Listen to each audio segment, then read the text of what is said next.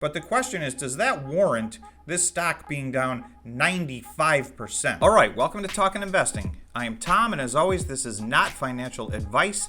Today, I want to talk to you about a company called Skillz, stock ticker SKLZ. We've done several videos on Skillz on this channel, one as recently as a few weeks ago, which we titled, Skillz Has a Problem. Well, yesterday, Skillz announced their earnings, and I want to go through that and talk about how that relates to what we talked about in our video and where Skillz goes from here. Skillz is a small cap, high growth stock. We cover these types of stocks quite a bit on this channel. If that's content you're interested in, please do us a favor and hit the subscribe button and the notification bell. And of course, if you enjoy this video, please smash the like button and feel free to drop a comment below. Let's take a look at Skillz. So this was Skillz yesterday. It was down 19.94% yesterday. Closed at $2.89, but also if you take a look, the daily low and the 52-week low, $2.16 this got down to yesterday. Within the last 52 weeks, this was a $36 stock, and I'm going to show you on the chart just before that, it was actually even much higher than that. Okay, February 23rd, so this was after the bell on February 23rd. Skillz announces Q4 2021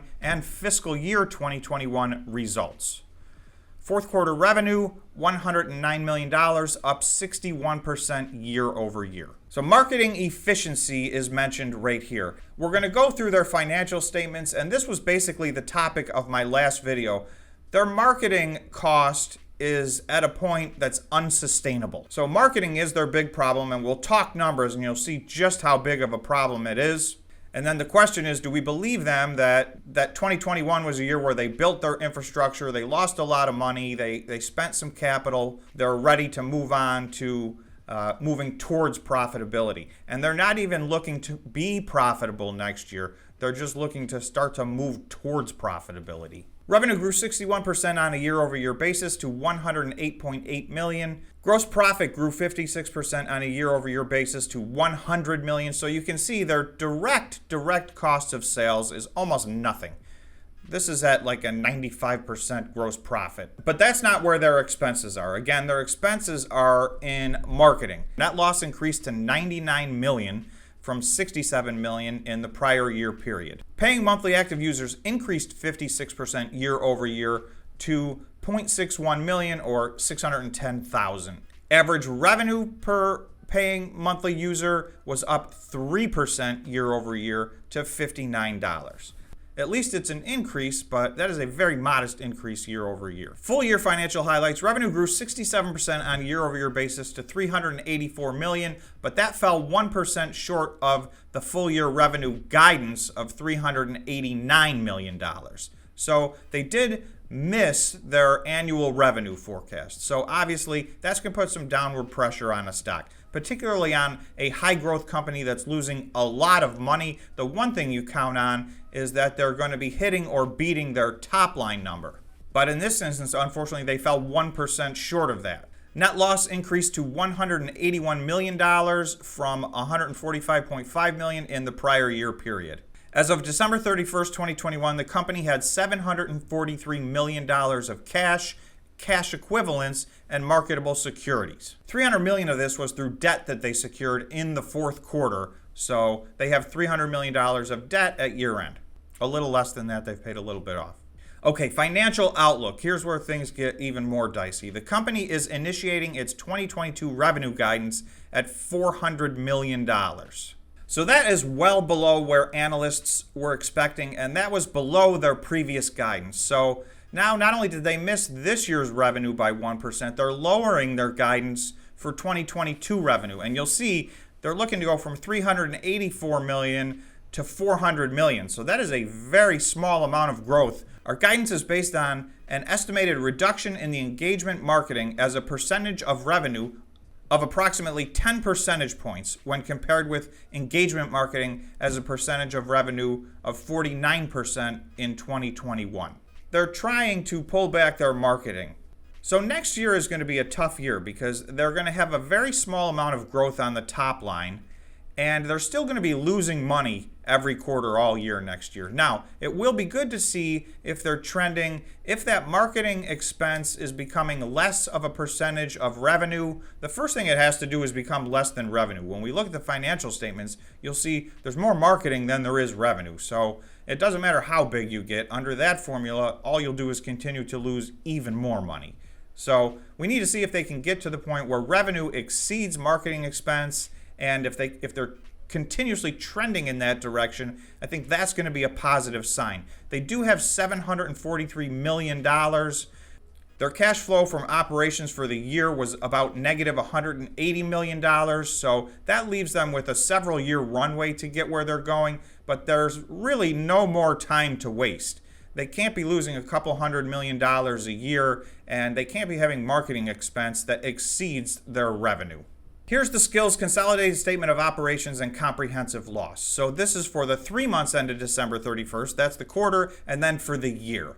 So you'll see in the fourth quarter, they had $108 million in revenue.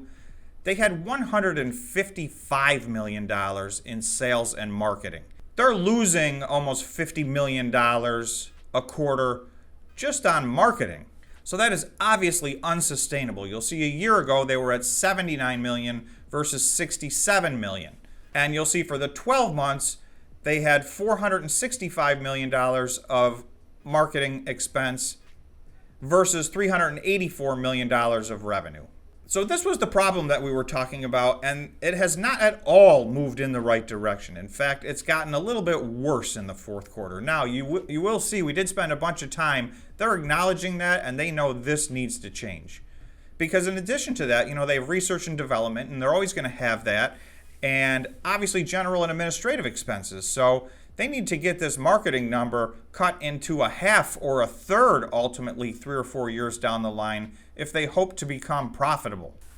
So you'll see on their balance sheet, they have current assets of $590 million. They also have marketable securities that are non-current of $182 million. I'm not sure what that is, and my guess is they could make those current if they had to, but I don't think they need to because their current liabilities are only $86 million. So their current ratio, which is the ratio of current assets to current liabilities, is very good for this company. So from that standpoint, they're not running out of money anytime soon. Net cash used in operating activity was $180 million. So that is up from $56 million in the previous year. The $180 million of net cash used in operations basically mirrors their loss for the year of $181 million. So that cannot continue to trend upwards like this, or they will run out of cash. In any instance, it looks like they have a few years worth of cash runway to start to move this in the right direction. But just based on the plans they laid out, they're still planning on losing a bunch of money next year, just less than they lost this year. There could be some dilution in stock at some point in the next 2 or 3 years. I don't expect that anytime soon, certainly not within the next 6 months. This company presents an interesting dilemma, so I want to go to the chart and talk about a couple of different scenarios that I think could happen from here. So the first thing I want to do is look at the Skillz chart on the 1 day time frame. So each one of these candles represents 1 day. So this is the past a little bit more than a year. And I want to show you that because just outside of their 52-week range, this stock was trading at over $46. So if we go from its high of just about 54 weeks ago to where it traded on its low yesterday down to $2.16, this stock is down a staggering 95%. I have a bunch of stocks in the down 90% club. Down 95% is a whole nother level. So this is why this stock causes a little bit of a dilemma in my mind. Their earnings report was not great. However, they did address their problem. Finally, they have directly addressed the marketing problem. They know they need to scale back. The real question is, can this company scale back in advertising and marketing and continue to increase their revenue to a point where revenue exceeds sales and marketing? They spent a bunch of time trying to address it, and so we're going to have to see going forward if they can reverse this trend. But the question is, does that warrant this stock being down 95%? I mean, next stop is 100%, meaning they're going out of business. And with the cash they have, that's not going to happen for several years. So is there a potential rally in this stock? That's the question. So again, please remember, this is not financial advice, but I'm going to give you my opinion on what I think is happening here. I think that this stock is oversold at 95% down. This is a company that has a formula that could work. The problem is they have not proven their formula to work yet, but they have enough cash to spend the next couple of years trying to prove that to the marketplace.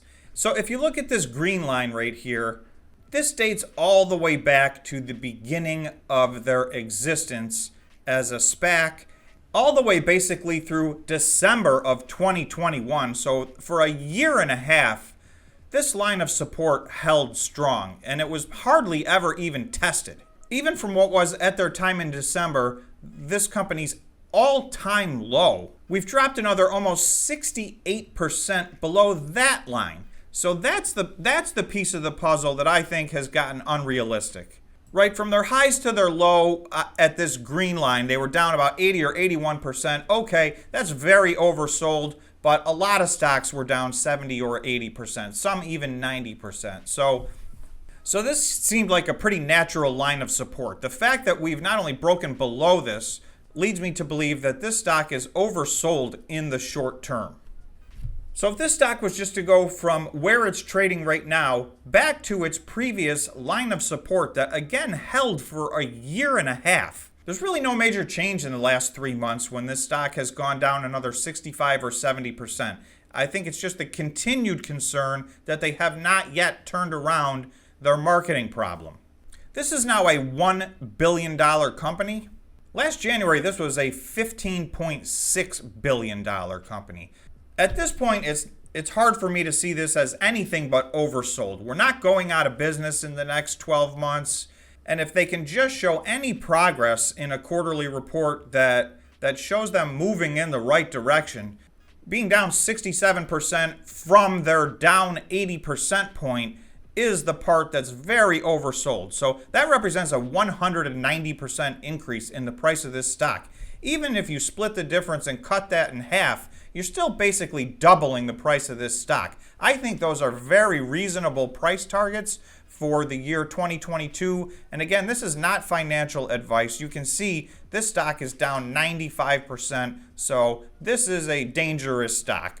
The volatility in this is extremely high, and it's done pretty much nothing but go down for the last 13 months. Having said that, I think it's at a low. I think there's some room to the upside. So please do your own due diligence and invest carefully. Those are my thoughts on where Skillz is at right now. Thanks for watching. We'll see you in the next video.